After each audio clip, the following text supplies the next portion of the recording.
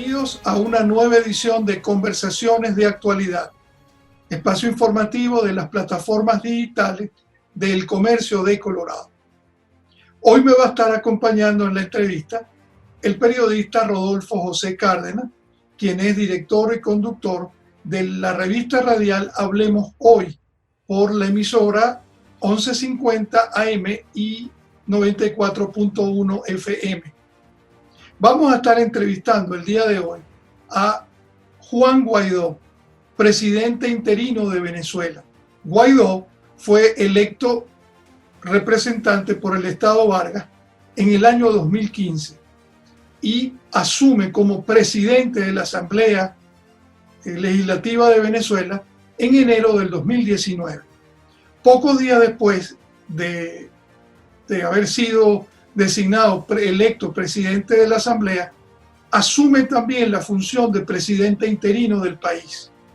Básicamente el argumento tenía que ver con que 6 meses antes Nicolás Maduro había hecho un simulacro de elección sin ningún tipo de garantía y según Maduro había sido electo para un segundo término.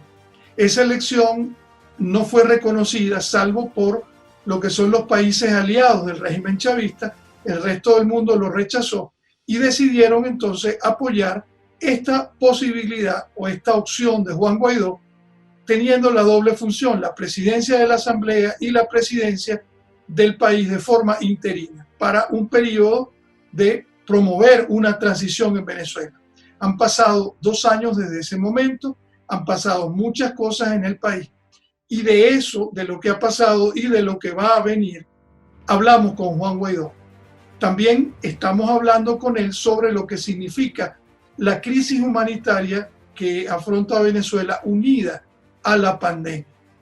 Aquí les dejamos la entrevista que sostuvimos con Juan Guaidó.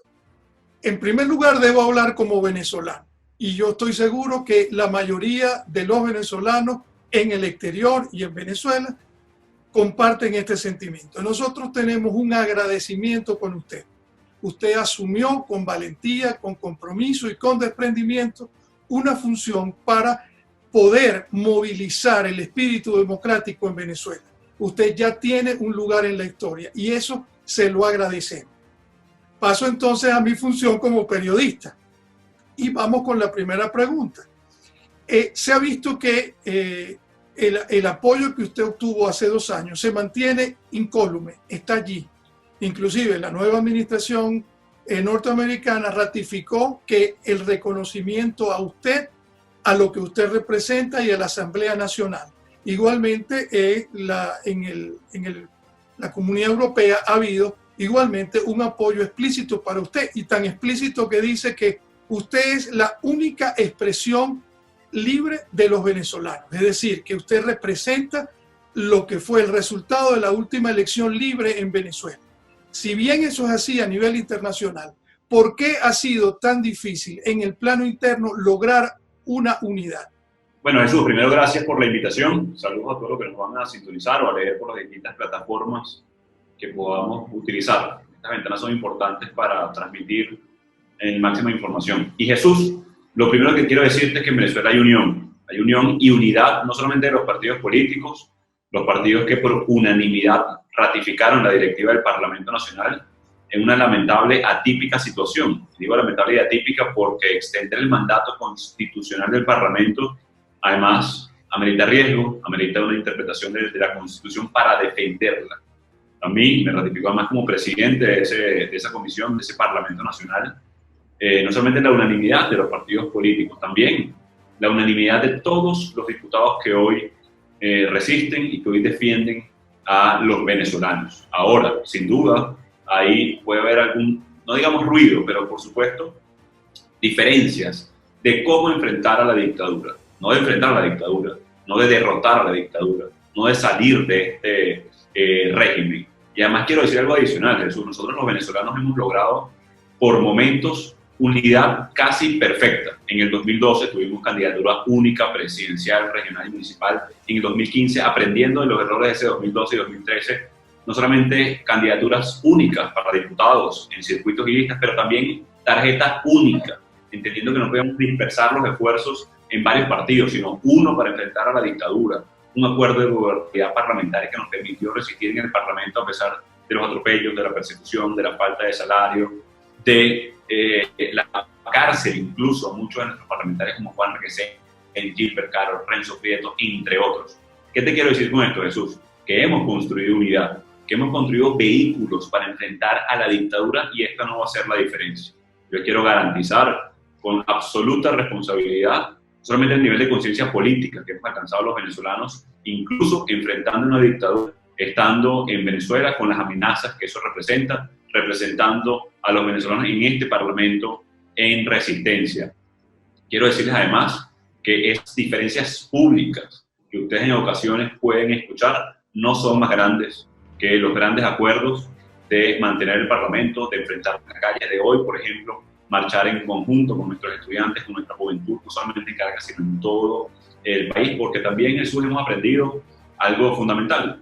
El único vehículo, y atención con esto, vehículo, no es un fin, no es un sí mismo, vehículo, medio para enfrentar un régimen como este, es la unión no solamente de los partidos políticos, que también lo aprendimos en el 2018 y por eso fuimos promotores del Frente Amplio Venezuela Libre, sino también de la inclusión de los sectores sociales, de los comunicadores en Venezuela, de los venezolanos en el exilio, que necesitamos que nos ayuden a comunicar lo que está pasando en Venezuela, porque en Venezuela no hay medios de comunicación. Nos rebota la información desde afuera de lo que pueden comunicar a través de las redes sociales, los medios de comunicación por internet, que podemos sintonizar en Venezuela, los que tenemos acceso a internet. Solamente 7.7% de los venezolanos hoy tienen acceso diario a internet.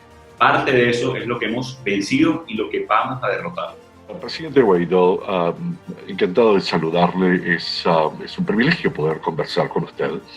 Mi nombre es Rodolfo José Cárdenas, tachirense de nacimiento. Y bueno, por cuestiones del destino he estado fuera de mi país por 42 años ya, ¿no? Eso no quiere decir que he estado lejos, por el contrario, estoy muy cerca, me siento más cerca que nunca y vivo intensamente lo que vive la Venezuela de hoy. Gracias por permitirnos conversarnos el día de hoy. Creo que es muy importante esta comunicación. Estamos en Colorado y aquí en Colorado hay una comunidad venezolana importante, quizás no tan grande como en otras partes, Florida o Texas, pero es una comunidad muy sana, profesional y por supuesto, ¿no?, muy ligada a todo lo que sucede en Venezuela. Hay algo que preocupa mucho a los venezolanos y usted mencionó algo muy interesante que habla de unión. Sin embargo, da la impresión de que esta espera está de una manera u otra afectando a los venezolanos. Perdemos la paciencia, queremos ver cosas que sucedan ya. Mucha gente dice, ya hemos hecho marchas, ya hemos hecho quizás lo que teníamos que hacer, ¿no? Ahora queremos algo más. ¿Qué puede decirle usted, ¿no?, a esa parte del país que se siente de esta manera, ¿no? Mira, Rodolfo, naturalmente y literalmente hemos hecho de todo. Hemos marchado, no marchado, hemos hecho huelgas de hambre, hemos manifestado, hemos hecho protestas, paros, de alguna manera, en su momento. Hemos construido mayoría, hemos recorrido cada sector, cada barrio, cada municipio, cada parroquia de este país. Hemos votado, le hemos arrebatado a la dictadura espacios importantes como el Parlamento Nacional. Hemos no votado, es decir, no cooperado con la dictadura en una farsa y hemos ganado el reconocimiento como presidente encargado y también como lo que es Maduro, un dictador, un brutal dictador señalado por delitos de lesa humanidad. Hay una presión internacional sin precedentes, una coalición que nos respalda a nivel diplomático, a nivel de sanciones a violadores de derechos humanos y corruptos. Entonces pudiéramos decir, mira, sí, hemos hecho de todo. Nada ha sido suficiente, y atención con esto, porque no es que no lo hemos logrado hoy, evidentemente. ¿Qué más falta entonces para salir de la dictadura? Y entendiendo además, por ejemplo, un indictment que tiene Maduro y una recompensa por $15 millones. La DEA en el Caribe, en un despliegue sin precedentes, por cierto, en una lucha contra el narcotráfico promovida desde Venezuela, desde la usurpación del Palacio Ejecutivo venezolano como Miraflores. ¿Qué nos falta? Mira, yo creo que ahí están las herramientas para enfrentar una dictadura. Desde la Constitución, por una Constitución usurpada. Atención con esto, porque nuestra lucha ha sido no violenta, constitucional, ante unos delincuentes, ante una mafia organizada, y que estamos firmes enfrentándolos. ¿Qué tenemos que hacer hoy? Mira, unificar 5 factores fundamentales. El primero, la unión y la dirección política nacional en Venezuela. La ruta clara que hemos trazado a través de atender la emergencia humanitaria compleja y defender los derechos humanos en nuestro país. La crisis que agobia al venezolano y por lo cual caminan, por ejemplo, miles de kilómetros para buscar oportunidades. Muchas veces, y hoy, se sienten y nos sentimos desplazados de nuestro país. El tercer elemento es la presión interna.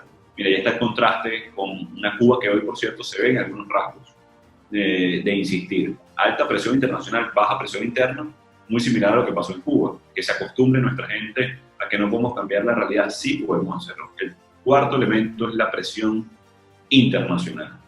¿Cómo equiparamos la desventaja que hoy sufrimos en Venezuela? Es decir, no nos persiguen, nos torturan, nos censuran. Ahí vemos a Alexei Navalny, por ejemplo, preso en Moscú. ¿Y cómo equiparamos entonces nosotros con gran presión internacional? Pero tenemos que equiparar también la presión interna para la vulnerabilidad que tienen hoy los que manifiestan, los que protestan, poder compensarla. Y por último, procurar soluciones concretas al conflicto, elecciones presidenciales y parlamentarias libres y justas, y esto aglutina a todo el continente. La dictadura va a acceder voluntariamente, de ninguna manera. Aquí nadie se chupa el dedo, como decimos en Venezuela. No van a acceder voluntariamente a una elección presidencial libre porque saben que no ganan, me disculpan lo coloquial, ni una reina de carnaval en ningún pueblo de Venezuela. Nosotros tenemos que forzar esto a través de la presión. Hoy Maduro está señalado por la Corte Penal Internacional. Atención con esto. Revisemos cómo terminaron los últimos mandatarios o dictadores que fueron señalados por la Corte Penal Internacional. Maduro es el único que está señalado por delincuente de lesa humanidad, pero también por terrorismo, narcotráfico y lavado de dinero en simultáneo. Ni Gaddafi, ni siquiera Saddam Hussein estaban en esa lista en simultáneo. Hay que empujar de manera inteligente a nivel internacional, también a nivel nacional, y procurar, por ejemplo, que algunos de los que todavía sostienen a Maduro adelante y puedan favorecer una elección presidencial y parlamentaria. Cualquier otra cosa para nosotros es perder el tiempo.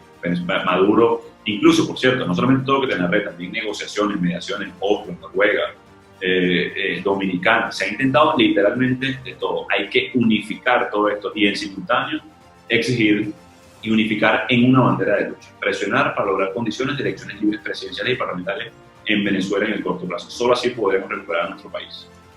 Usted habló de la situación humanitaria y acaba usted ayer de comentar que de alguna manera se va a buscar un mecanismo para usar los recursos congelados que están bajo su control para poder adquirir vacunas para el COVID de las que tiene el programa COVAX de la Organización Mundial de la Salud. ¿Cómo va a operar ese mecanismo y de qué manera sería una distribución posible o potencial de esas vacunas? Solo una precisión, Jesús, los recursos o los fondos están protegidos, no están bajo el control del gobierno encargado. Están protegidos, por ejemplo, en Inglaterra, a través del Banco Central, en Portugal, a través de ese gobierno, en los Estados Unidos, a través de la Reserva Federal. Lo que podemos hacer nosotros es analizar eso para, por ejemplo, pagar el bono a héroes de la salud, como ya lo hicimos hace un par de meses. Lo que podemos hacer es donar directamente a la Cruz Internacional y a la OPS, como hicimos hace unos meses, para garantizar medidas de prevención a enfermeras, médicos, camilleros, camilleras, doctoras.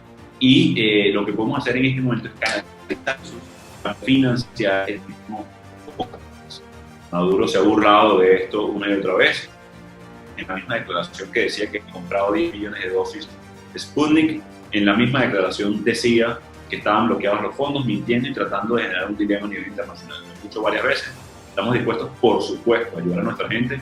Solamente denunciamos la emergencia humanitaria compleja generada por el régimen en el 2016. También hemos canalizado estos esfuerzos. Hay que duplicar los esfuerzos. En Venezuela no solamente estamos sufriendo de la pandemia y el COVID, ha reaparecido la malaria, el paludismo, la difteria, entre otras enfermedades que han sido erradicadas en nuestro país, y por la negligencia de la dictadura, por la corrupción de Maduro, lamentablemente no se ha accedido ni siquiera a fondos rotatorios de vacunas en este momento para nuestra gente. Y la última vez que lo hicieron, en diciembre del 2018, pedían el carnet de la patria para poder vacunar a criaturas en nuestro país, por lo cual en conjunto con la OPS y UNICEF estamos haciendo todas las gestiones para garantizar que sea entregado a Venezuela a través del mecanismo COVAX la mayor cantidad de vacunas posibles.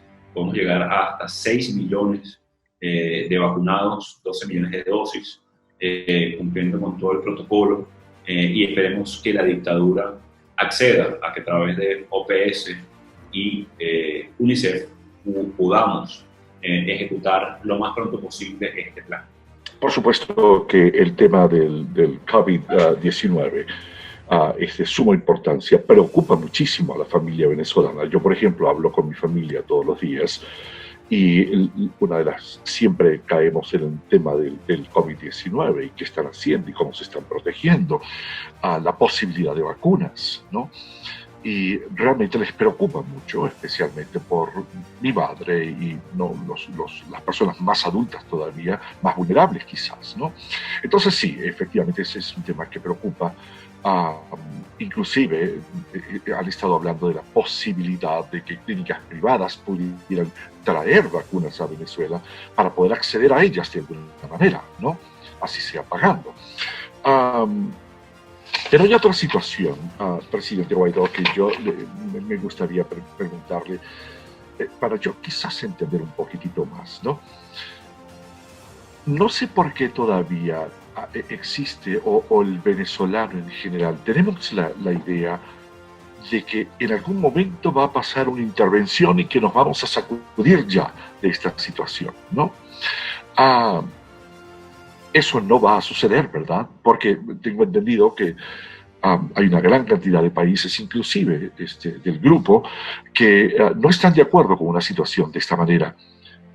¿Cuál sería el problema de una intervención multinacional para tratar, ¿no?, de solucionar, o por lo menos para tratar de encontrar o de colocar una base al país para que pueda arrancar nuevamente?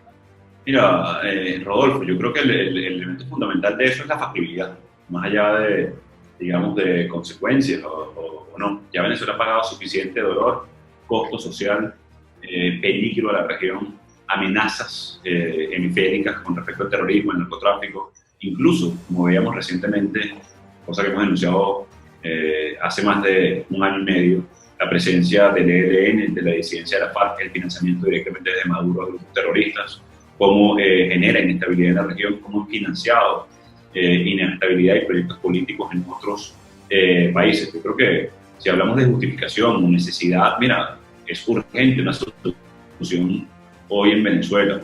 Estamos hablando de factibilidad. ¿Qué tan factible es hoy que un país pueda generar ese tipo de acción?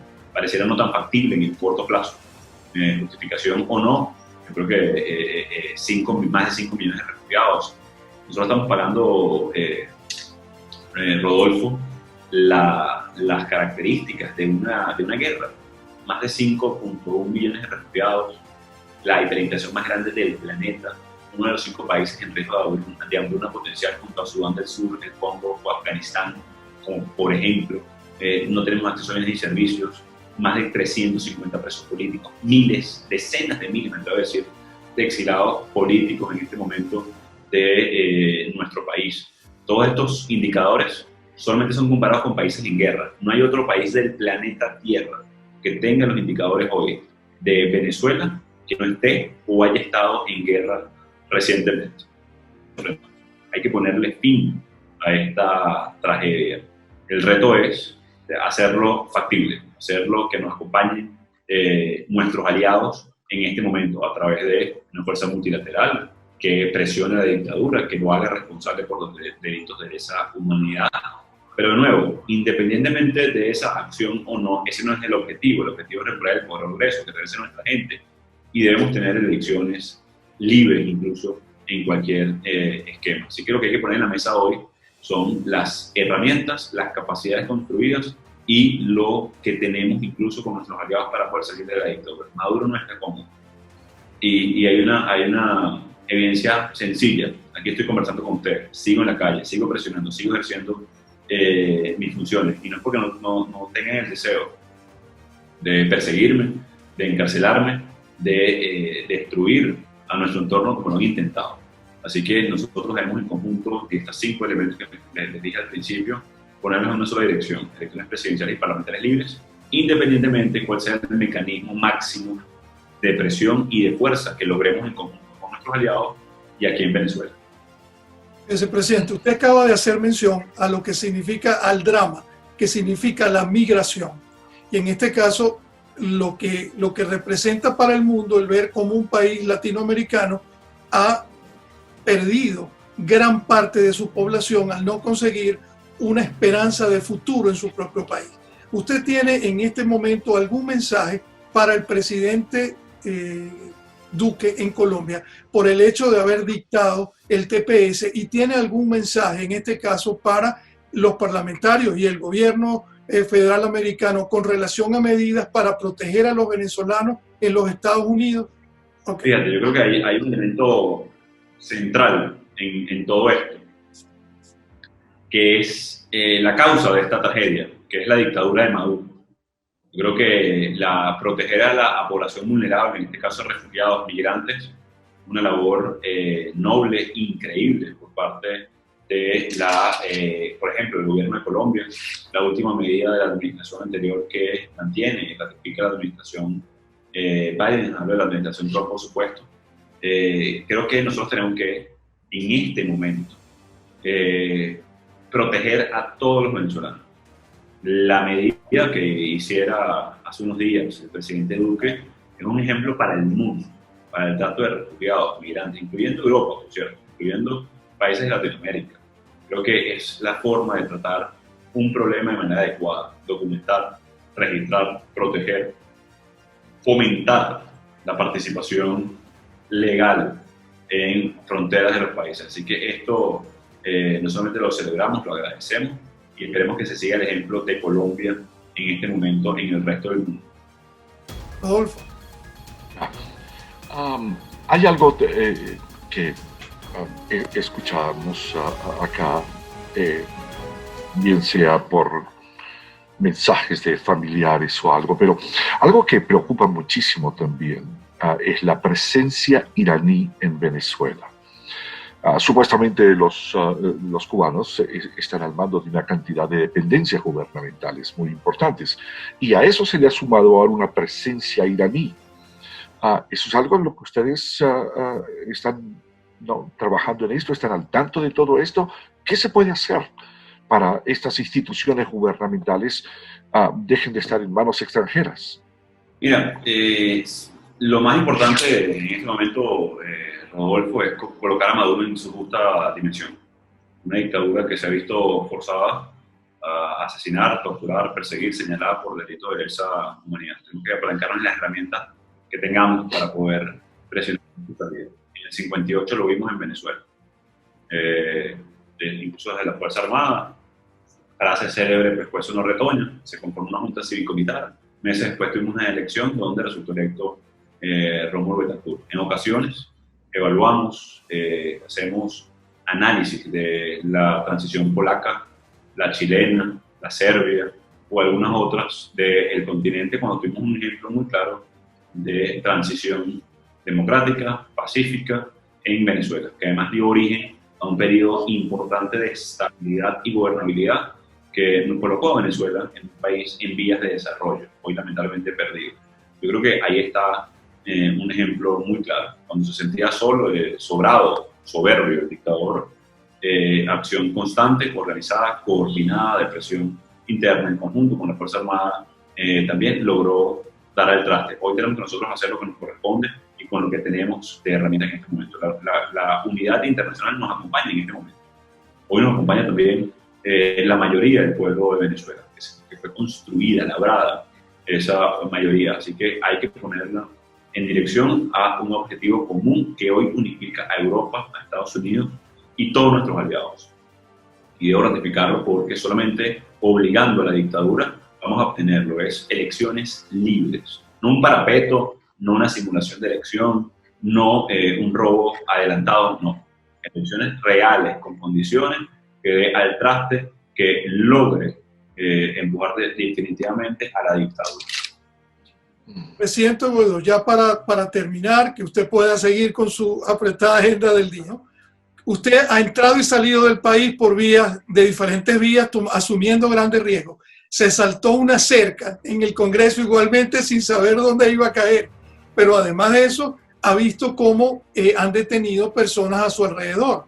La idea sería, si usted tiene miedo o si el miedo ahora es una palabra distinta para usted, ¿qué significa para usted el miedo en este momento? Mira, Jesús, te lo voy a poner en términos, digamos, muy personales.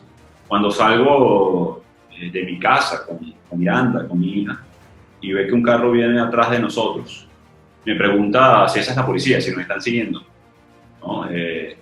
Y yo le explico, el deber ser de un policía, de la policía. A ella no tiene por qué sufrir de persecución como sufren miles de venezolanos. Hoy salir en la noche en Venezuela es un drama. Evidentemente la dictadura quisiera que nos hubiésemos ido al exilio, que estuviéramos viviendo en este momento, pero lo que sí hay que sopesar es el riesgo que atravesamos. No es vano, no es, digamos, de mentira el riesgo. Existe un riesgo de vida, de libertad, para mí, para mi entorno, incluso para mi familia, y es lo que debemos nosotros enfrentar en todo momento. Nosotros debemos ponerle frente al régimen y es nuestro deber, en definitiva. Hay millones de venezolanos, la mayoría que quieren salir de esta dictadura, que quieren trascender a esta tragedia, y es lo que nos corresponde en este momento a todos. Asumimos los riesgos con entereza, asumimos los riesgos como familia incluso, con la claridad que debemos cumplir con nuestro deber y que vamos a ver a un país mejor. Así que seguimos con fuerza y seguimos con mucho punto honor, labrando nuestra libertad y nuestra democracia. Bueno, muchas gracias, Rodolfo, muchas gracias, presidente, y seguiremos en contacto viendo todo lo que podemos hacer desde el exterior los venezolanos para apoyar la causa de la democracia en nuestro país. Que pasen buen día. No. Muchas gracias a ustedes y gracias por esta entrevista. Estamos a su orden siempre.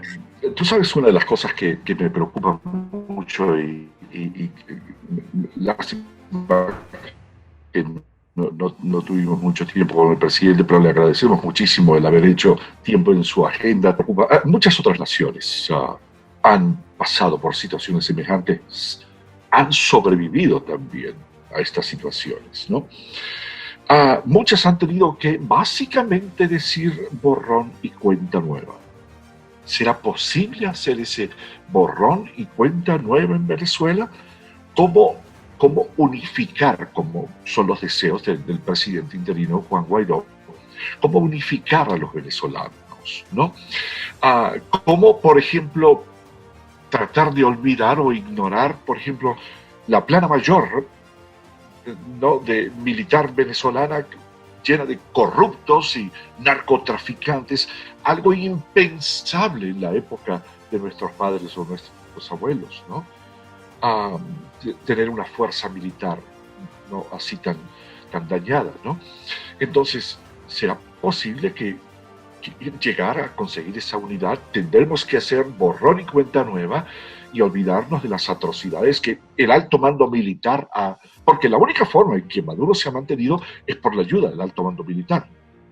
¿Será posible entonces, Jesús? ¿Habrá que hacer borrón y cuenta nueva para poder lograr esa unidad y sacar el país a flote y hacia adelante? Sí, lo más seguro es eso, que lo que tú dices, que, digamos, las transiciones, en el caso chileno, por ejemplo, significó un gran acuerdo y de alguna manera en el caso chileno hubo cierto acuerdo de mantener ciertas figuras de la alta cúpula militar. En el caso de Centroamérica, Guatemala, por ejemplo, igualmente el ejército tenía mucho peso y tuvieron prácticamente que refundarlo. Yo creo que estaríamos más cercanos a eso que a lo otro. Pero también hay que tomar en cuenta esto, que Venezuela pudiera interpretarse en realidad como un gobierno militar con una fachada civil, porque la ascendencia o la influencia o el poder que tiene las Fuerzas Armadas es muy importante. Y hay que ver esto en contexto igualmente. En el año 2019, en abril del 2019, tenía Guaidó 4 meses en la función que cumple. Hubo un intento, digamos, hubo un esfuerzo de convencer a las Fuerzas Armadas de, digamos, salir al paso y terminar de condenar el gobierno de Maduro, que había sido electo en el 2018 de una manera totalmente irregular. Y en ese momento las Fuerzas Armadas tuvieron la oportunidad de proceder y dieron la espalda. Es decir, las Fuerzas Armadas, que son el factor fundamental de poder en el país, está de alguna manera soportando el gobierno, porque eso nos hace pensar que en realidad el gobierno de Venezuela son las Fuerzas Armadas. Entonces será difícil y, como tú dices, a lo mejor va a haber que llegar a refundar esa institución en el país. Es inevitable. ¿Cuándo será? No lo sabemos. Ahora, lo otro a ver qué te parece a ti, ¿no? El presidente Guaidó insistió mucho que el objetivo político ahora sea conseguir unas elecciones generales de presidente, de parlamento y local. ¿Cómo ves tú ese propósito, ese esfuerzo? O sea, ¿qué tan distante pueda estar eso y de qué manera podrá forzarse a un régimen como el actual a ir o garantizar un proceso electoral justo? Mira, no quisiera ser ave de mal agüero, como dice la canción, ¿no? Pero esto yo no lo veo, sinceramente no lo veo posible. Hasta ahora no se ha podido hacer absolutamente nada. Y esta gente sabe, no va a aflojar el poder, no va a permitir unas elecciones libres y democráticas por sí solas, a menos que haya una fuerza, como dice el principio, ¿no? de física, a menos que haya una fuerza superior a esta que modifique el estado actual, ¿no? Sin esa fuerza, no creo que va a haber una elección como quisiéramos, ¿no? Porque no lo va a permitir el gobierno. Ellos están, como diríamos de manera muy coloquial en Venezuela, están untados hasta la coronilla. El perder el poder significa cortes, significa cárcel, significa rendir cuentas por crímenes de lesa humanidad y otra cantidad de delitos, ¿no? que llenan libretas, no solamente en puros delitos, ¿no? Entonces va a ser muy difícil, ¿no? Muy difícil, a menos que haya esa otra fuerza superior que pueda decir, ok, se acabó, aquí vamos a someter vamos a iniciar un proceso electoral claro, legal, transparente, pero yo realmente, y me da mucha pena decirlo porque pues todos tenemos la esperanza de que algo ocurra, no positivo, pero con elecciones no creo que se va a sacar este gobierno. Claro, sería fabuloso. Claro, lo que tú dices es que digamos que hay en política, como no está nada escrito, siempre hay posibilidades de que sucedan cosas, pero estamos claros que tiene que venir un tipo de poder, no necesariamente una intervención, no necesariamente, no una intervención militar tradicional, pero hay formas de ejercer poder y de pronto ahí pudiera estar el asunto. Ahora, igualmente es interesante el comentario que hace el presidente Guaidó sobre el ingreso de vacunas. Y eso porque el gobierno de Maduro, tal cual lo está haciendo Argentina, lo hizo de alguna manera México, están confiando, pusieron toda su intención en la vacuna rusa. Pero hay esta posibilidad que la Organización Mundial de la Salud tiene un programa para hacer equitativa la vacuna a todos los países del mundo. Sí. Y en este caso, como explicaba Guaidó, con recursos de Venezuela que están en el exterior, se va a hacer una compra para estas organizaciones de manera que puedan llegar a Venezuela prontamente vacunas adicionales a la vacuna rusa que va a estar distribuyendo el gobierno, no se sabe cuándo. Pero es importante el que se haya anunciado esto porque puede significar una solución en el corto plazo al grave problema del COVID que están viviendo los venezolanos. Sí, no, definitivamente. Y esa, como yo le decía al presidente Guaidó, esa es una gran preocupación de las familias en Venezuela, ¿no? La accesibilidad a la vacuna, ¿no? Vamos a poder vacunarnos, vamos a poder salir de esto, ¿no? De alguna manera. Otra cosa que lamentablemente no tuvimos tiempo para conversar, yo quería preguntarle sobre la tal dolarización en Venezuela, ¿no? Mucha gente lo ve como una salida, ¿no? Sin embargo, hay otros que dicen esta tal dolarización es simplemente una forma de que el gobierno pueda lavar la cantidad de dólares corruptos que tiene, ¿no? Muchas personas que están en el exterior y que mandan, ¿no?, pequeñas cantidades a sus familias para ayudarlas. Oye, ¿cómo lo hacemos? ¿De qué manera el banco va a registrar? ¿No? ¿Se podrá mandar directamente a los bancos? ¿Qué tipo de cambio nos van a ofrecer? ¿No? ¿Qué hay de la tal dolarización? ¿No? Ese es otro tema que preocupa mucho a las personas. Claro, y que de alguna manera, si bien no está establecida, ya funciona en la práctica, porque todos los precios en Venezuela están calculados en base al dólar. Y eso es un drama, eso es una cosa grave, lamentable, pero ya en la práctica está ocurriendo y de alguna manera el propio gobierno de Maduro estimula esa práctica porque ellos obtienen beneficios con el diferencial, es decir, que al hacer el cambio de la moneda tienen posibilidad de defenderse. Entonces, bueno, Rodolfo, gracias por esta posibilidad de haber compartido con nosotros este espacio.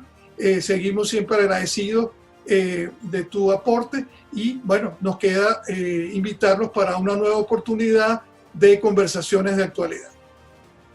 Ya, no, gracias a ti por considerarme para esta entrevista. Ha sido un privilegio poder conversar con el presidente Guaidó. Naturalmente es un hombre a quien admiro, como tú decías al inicio de la presentación.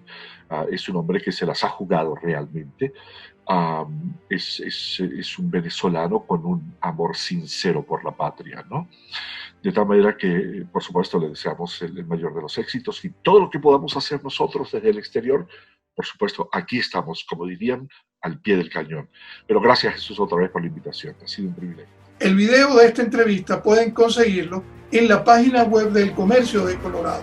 Igualmente, en la versión impresa del periódico van a conseguir la transcripción de este material.